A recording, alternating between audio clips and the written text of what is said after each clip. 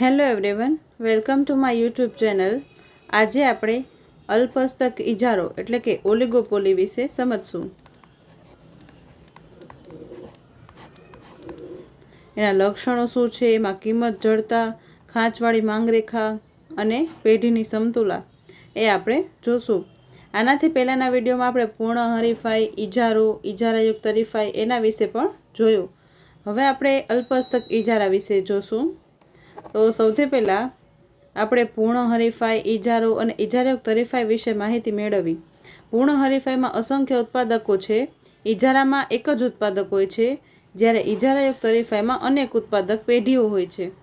આ અપૂર્ણ હરીફાઈમાં ઘણા પ્રકારો પડે છે, જેમાંનો આ એક પ્રકાર છે અલ્પહસ્તક ઇજારો। બરાબર, આ પૂર્ણ હરીફાઈ છે અને એક હોય છે અપૂર્ણ હરીફાઈ। તો અપૂર્ણ હરીફાઈ છે એમાં ઇજારો, ઇજારાયુક્ત હરીફાઈ, બરાબર, અને આ અલ્પહસ્તક ઇજારો જે છે એ પણ એમાંનો એક પ્રકાર છે।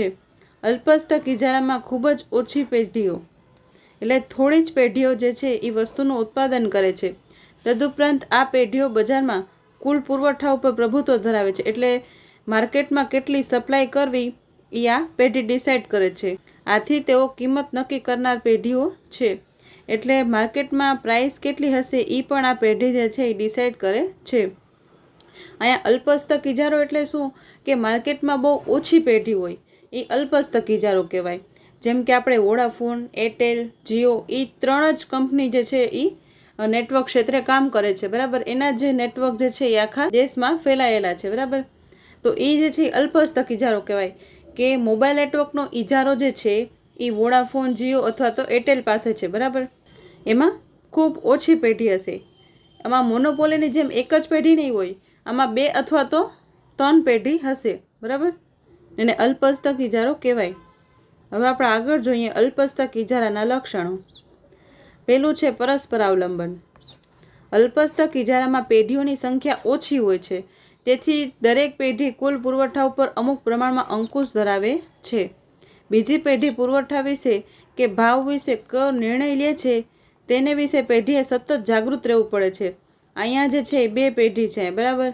આમાંથી આ પેઢી જે છે એ પ્રાઇસ કેટલી રાખે છે, ક્વોન્ટિટી કેટલી રાખે છે, એની બધી જાણકારી જે છે એ આ બીજી પેઢીને રાખવી પડે છે, એના વિશે એને જાગૃત રહેવું પડે છે સતત।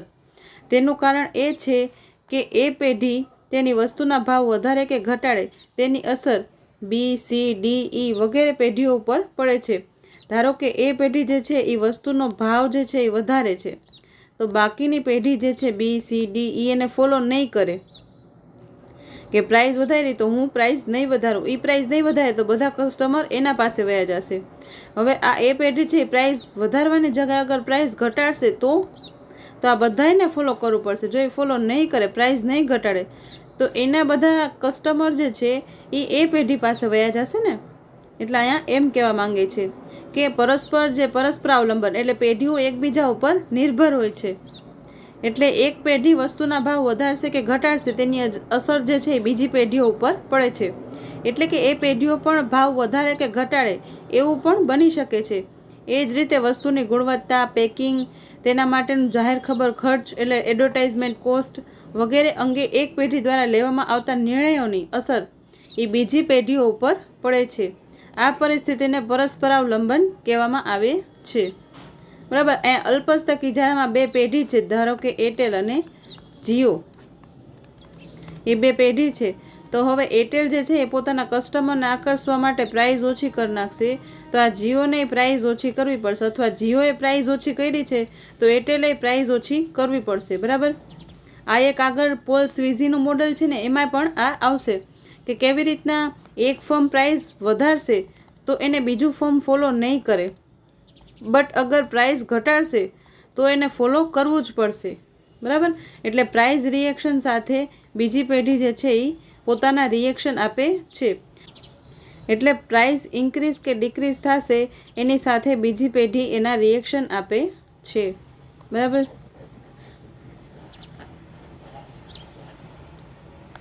હવે આપણે બીજું લક્ષણ જોઈએ તો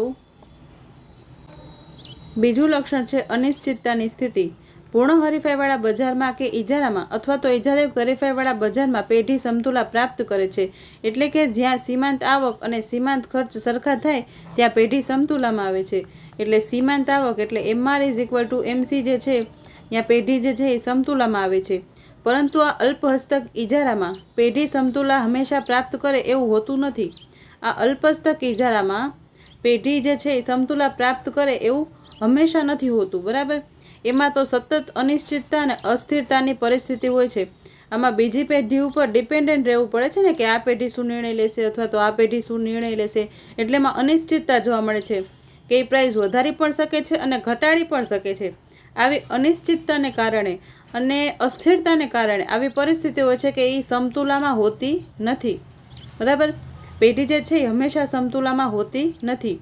પેઢીએ સતત બીજી પેઢીઓનું વર્તન જે છે એનું નિરીક્ષણ કરવું પડે છે. બીજી પેઢીઓ કેવું વર્તન કરે છે, એટલે કે તેઓ કેટલો પુરવઠો બજારમાં મૂકે છે, એટલે કેટલી સપ્લાય છે એ માર્કેટમાં મૂકે છે, કેટલો ભાવ રાખે છે, કઈ ગુણવત્તાવાળી વસ્તુ પેદા કરે છે, કેટલું વેચાણ ખર્ચ કરે છે, તેની માહિતી મેળવીને આપણે ફેરફાર કરવા પડે છે.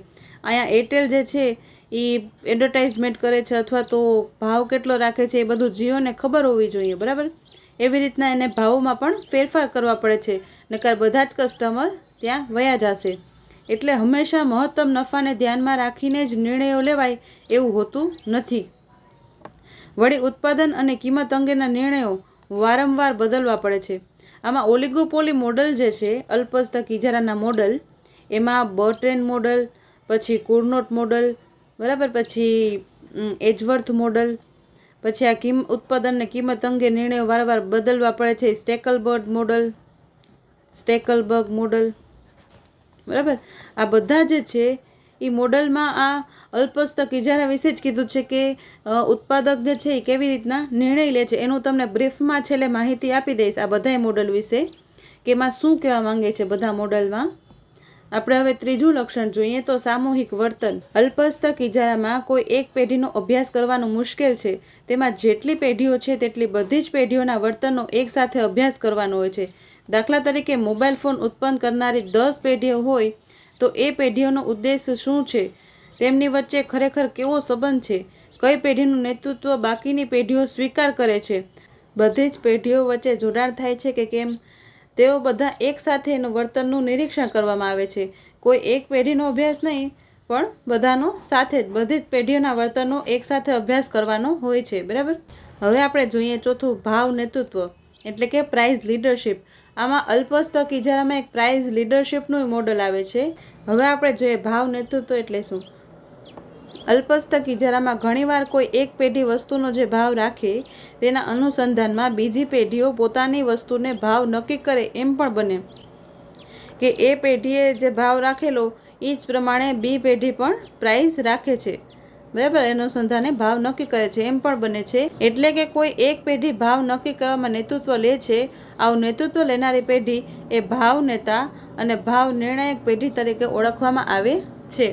એટલે એને પ્રાઇઝ લીડરશિપ, ભાવ નેતા એટલે પ્રાઇઝ લીડરશિપ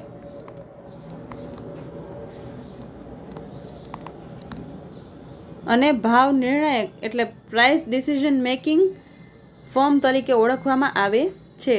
ભાવ નેતૃત્વ એ 2 પ્રકારનું હોય છે. આપણે 2 પ્રકારના ભાવ નેતૃત્વ જોઈએ. પહેલું જે છે એમાં પ્રભાવશાળી પેઢી ભાવ નેતૃત્વ કરે છે.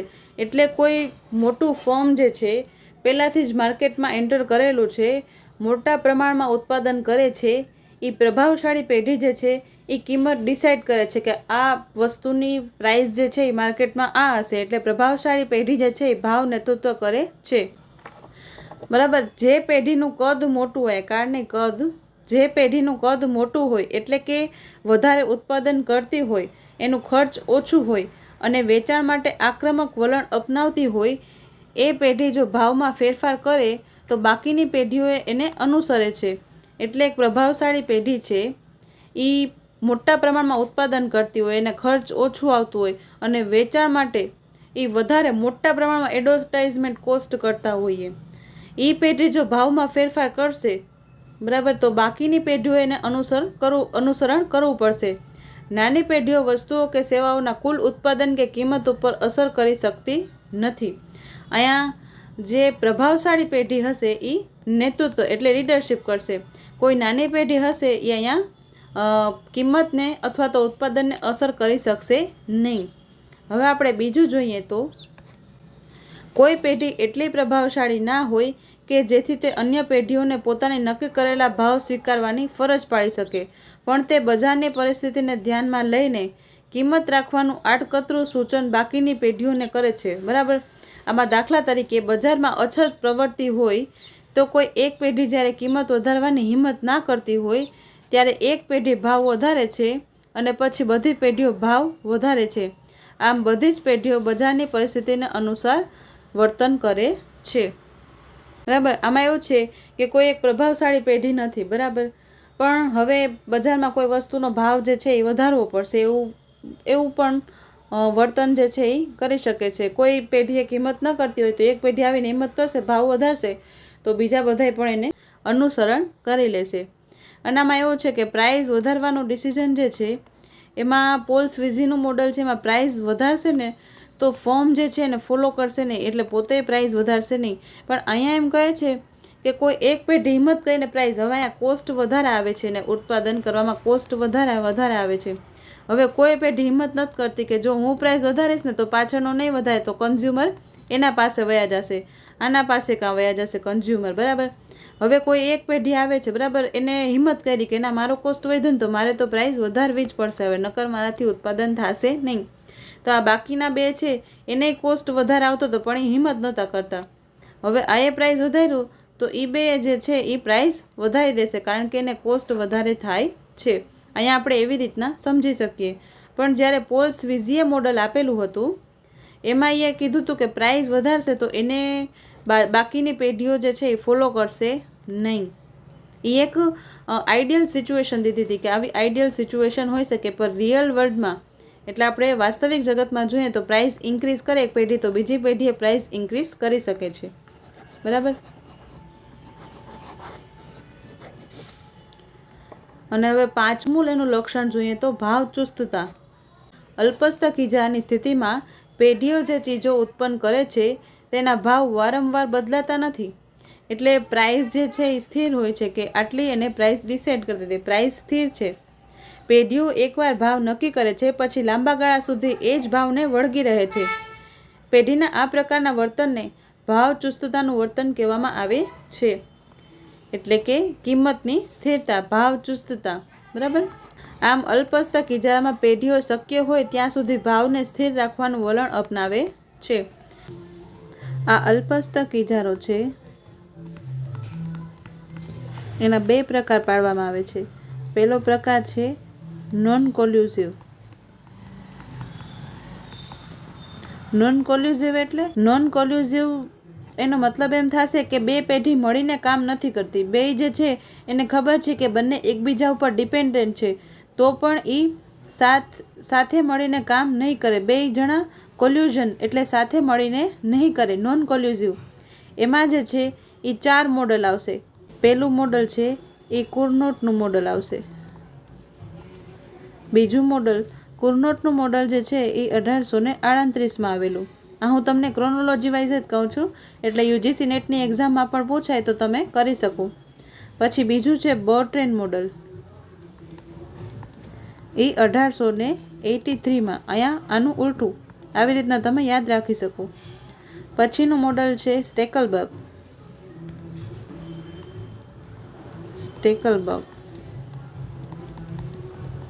એ 1935માં 36માં.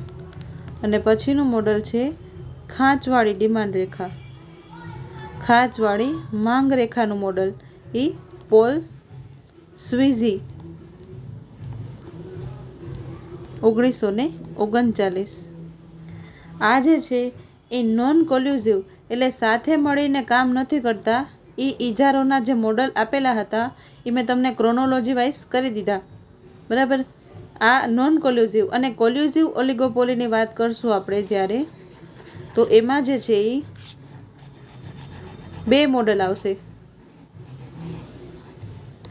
અલ્પસ્તક ઇજારાનો બીજો પ્રકાર છે કોલ્યુઝિવ, એટલે 2 ફર્મ એટલે કે 2 પેઢી જે છે એ સાથે મળીને કામ કરશે. એમાં પહેલું છે કિંમત નેતૃત્વવાળી પેઢી.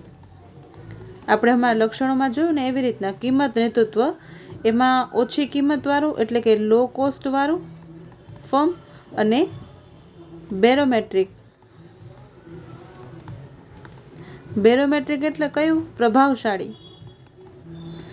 જે પ્રભાવશાળી પેઢી હશે એ કિંમત નેતૃત્વ કરશે, એટલે કોલ્યુઝિવ એટલે સાથે મળીને કામ કરશે પેઢીઓ, એ કોલ્યુઝિવ ઇજારો. બરાબર, કોલ્યુઝિવ ઓલિગોપોલી. અને એમાં બીજો પ્રકાર છે કાર્ટેલ, એટલે જૂથ બનાવીને સાથે મળીને પેઢીઓ કામ કરશે. બરાબર, તો આ અલ્પસ્તક ઇજારાના બે પ્રકાર છે, નોન કોલ્યુઝિવ અને કોલ્યુઝિવ. નોન કોલ્યુઝિવ એટલે પેઢીઓ જે છે એ અલગ અલગ કામ કરે છે, એને ખબર છે કે તેઓ એકબીજા ઉપર ડિપેન્ડન્ટ છે, છતાં પણ એ અલગ અલગ કામ કરશે, એ સાથે મળીને કોન્ટ્રાક્ટ કરીને કામ કરશે નહીં. પણ આ કોલ્યુઝિવ ઓલિગોપોલી. બરાબર, કોલ્યુઝિવ ઓલિગોપોલી એટલે શું? સાથે મળીને પેઢી એકબીજા સાથે મળી જશે અને ઇન્ડસ્ટ્રીનો પ્રોફિટ જે છે એ મેક્સિમમ કરવાની કોશિશ કરશે. એટલે એ પેઢીઓ મળીને એક ઉદ્યોગ બની જશે ને પોતાના ઉદ્યોગનો નફો જે છે એનો મહત્તમ કરવાની કોશિશ કરશે, આ કોલ્યુઝિવ ઓલિગોપોલીમાં. બરાબર, હવે આમાં આપણે હજી એક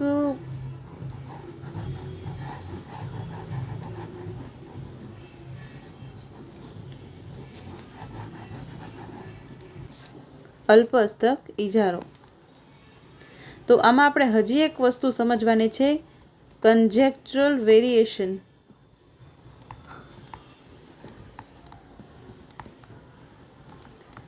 આ કન્જેક્ચરલ વેરિએશન એટલે શું? કે અનુમાનિત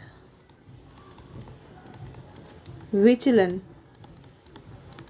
એને ગુજરાતી ભાષામાં અનુમાનિત વિચલન કહેવાય. પણ આ કન્જેક્ચરલ વેરિએશન એટલે શું? એનો અર્થ એમ થાય છે કે પેઢીને આઈડિયા હોય છે કે કોમ્પિટિટર જે છે એ શું રિએક્ટ કરશે.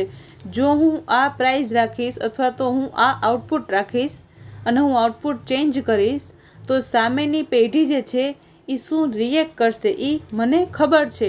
એને અનુમાનિત વિચલન અથવા તો કન્જેક્ચરલ વેરિએશન કહેવામાં આવે છે. આ ઓલિગોપોલી માર્કેટમાં આ જે છે કન્જેક્ચરલ વેરિએશન એ વેરી ઇમ્પોર્ટન્ટ છે. બરાબર, કે અલ્પસ્તક ઇજારામાં અનુમાનિત વિચલન. અનુમાનિત વિચલન એટલે શું? કે મને આઈડિયા છે, મને ખબર છે કે સામેવાળી ફોર્મ જે છે એ હું જો પ્રાઇસ ઇન્ક્રીઝ કરીશ અથવા તો પ્રાઇસ જે છે એ ડિક્રીઝ પ્રાઇસને ઘટાડીશ તો એ શું ડિસિઝન લેશે એ મને ખબર છે. તો એને હું અનુમાનિત વિચલન એટલે મારું અનુમાન લગાવીશ, હું અનુમાનિત વિચલન એવું અહીંયા કહેવા માંગે છે. હવે આપણે આગળ જોઈએ તો આ અનુમાનિત વિચલનમાં કેવી રીતના હોય. ધારો કે આ જે છે એ ફર્મ 1 છે, બરાબર, અને આ ફર્મ 2 છે. તો અહીંયા જે છે એ ફર્મ 2નું આઉટપુટ જે છે ક્યુ એટલે ક્વોન્ટિટી, આઉટપુટ એ સ્થિર માનીને હું મારા ફર્મનું ડિસિઝન લઈશ. મારા ફર્મમાં મારે કેટલી ક્વોન્ટિટી પ્રોડ્યુસ કરવી એનો હું ડિસિઝન લઈશ. બરાબર, બીજા ફર્મની ક્વોન્ટિટી સેમ ધારીને, એટલે બીજું ફર્મ જે છે એ પોતાનું આઉટપુટ ચેન્જ કરશે નહીં. એ જોઈને હું મારું આઉટપુટનો ડિસિઝન લઉં છું. એટલે બીજાને જોઈને જ્યારે હું મારા આઉટપુટનો ડિસિઝન લઉં છું તો એને અનુમાનિત વિચલન એટલે મને ખબર છે કે આ વ્યક્તિ આઉટપુટ ચેન્જ નહીં કરે. બરાબર, આ પેઢી જે છે એ આઉટપુટ ચેન્જ નહીં કરે. એનું આઉટપુટ કોન્સ્ટન્ટ માનીને હું મારા આઉટપુટનું ડિસિઝન લઉં છું તો એને કન્જેક્ચરલ વેરિએશન કહેવાય છે.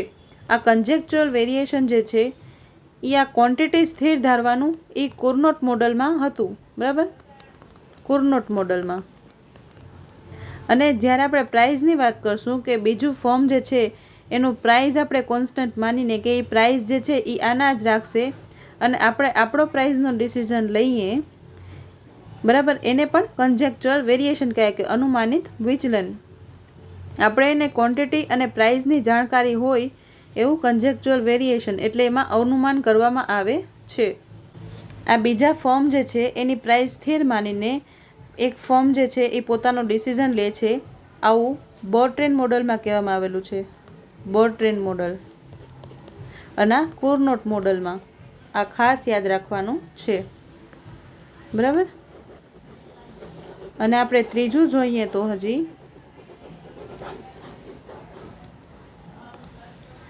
અહીંયા પ્રાઇસ ડિક્રીઝ કરશું તો એ જે છે એ બીજું ફોર્મ ફોલો કરશે, અને પ્રાઇસ ઇન્ક્રીઝ કરશું તો એ જે છે એ ફોલો નહીં કરે. આ કયું મોડલ કહે છે? તો પોલ સ્વીઝીનું મોડલ. પોલ સ્વીઝી. આ ખાસ યાદ રાખવાનું, એક્ઝામમાં પૂછાય છે. અને પછીનું સ્ટેકલબર્ગ મોડલની વાત કરીએ તો ક્વોન્ટિટી જે છે એ સ્થિર ધારીને, ફોર્મ 1ની ક્વોન્ટિટી સ્થિર ધારીને ફોર્મ 2 જે છે એ પોતાની ક્વોન્ટિટી ડિસાઇડ કરે છે. એ સ્ટેકલબર્ગ મોડલમાં કહેવામાં આવેલું છે. અને આ ફોર્મ જે છે ફોર્મ 2 એ ક્વોન્ટિટી ડિસાઇડ સૌથી પહેલાં કરશે તો એ જે છે એ લીડર કહેવાશે. આમાં સ્ટેકલબર્ગ મોડલ જે છે, સ્ટેકલબર્ગ, એમાં એક ફોર્મ જે છે એટલે એક પેઢી જે છે એ લીડર હશે ને બીજી પેઢી જે છે એ ફોલોવર હશે. એક પેઢી લીડર અને બીજી પેઢી ફોલોવર એટલે એનું અનુસરણ કરનાર. એક લીડર ને એક ફોલોવર. પછી બંને પણ લીડર હોઈ શકે કે અહીંયા પણ જે છે એ લીડર છે અને અહીંયા પણ લીડર છે, બરાબર. આવી રીતના પણ હોઈ શકે અને બંને અનુસરણ કરનારા પણ હોઈ શકે, બરાબર. તો આવી રીતના સ્ટેકલબર્ગ મોડલમાં પેઢીઓ જે છે એ હોય છે. એનું કન્જેક્ચ્યુઅલ વેરિએશન આવી રીતના હોય છે. અને એમાં સાયમલ્ટેનિયસની નિર્ણય લેવામાં આવે છે, એટલે એક પછી એક તરત નિર્ણય લેવામાં આવે છે. આપણે અલગ અલગ મોડલમાં શું માનવામાં આવેલું એ જોયું. એમાં સૌથી પહેલાં જે છે એ આપણે બર્ટેન મોડલની વાત કરીએ તો બર્ટેન મોડલમાં જે છે એ પ્રાઇસ, આપણે સૌથી પહેલાં બધા મોડલનું જોઈ લઈએ ટૂંકમાં. તો આપણે સૌથી પહેલાં બર્ટેન મોડલની વાત કરીએ તો એમાં જે છે એ પ્રાઇઝની વાત છે કે પ્રાઇઝને સ્થિર માનવામાં આવેલું છે. અને આપણે કુર્નોટ મોડલની વાત કરીએ તો કુર્નોટ મોડલમાં ક્વોન્ટિટીને સ્થિર માનવામાં આવેલ છે કે એક ફોર્મની ક્વોન્ટિટી સ્થિર જોઈને બીજો ફોર્મ જે છે એ પોતાનો ડિસિઝન લેશે, અને આ બીજું ફોર્મ જે ડિસિઝન લેશે ને કન્જેક્ચ્યુઅલ વેરિએશન એટલે અનુમાનિત વિચલન કહેવામાં આવે છે, બરાબર. અને સ્ટેકલબર્ગ મોડલની વાત કરીએ તો સ્ટેકલબર્ગ મોડલમાં એક ફોર્મ જે છે એ લીડર હશે અને બીજું ફોર્મ જે છે એ ફોલોવર હશે. બંને લીડર પણ હોઈ શકે, બંને ફોલોવર પણ હોઈ શકે. એવી રીતના સ્ટેકલબર્ગ મોડલ હોય છે, બરાબર. એમાં પણ ક્વોન્ટિટી ડિસાઇડ કરવાની હોય છે. પણ આ બર્ટેન મોડલમાં પ્રાઇસ ડિસાઇડ કરવાની હોય છે. આ ખાંચવાળી માંગ રેખાનું પોલ સ્વીઝીનો મોડલ છે એ એક્ઝામમાં પૂછાય છે, તો એને આપણે થોડું વધારે સારી રીતે સમજીએ. તો ખાંચવાળી માંગ રેખા,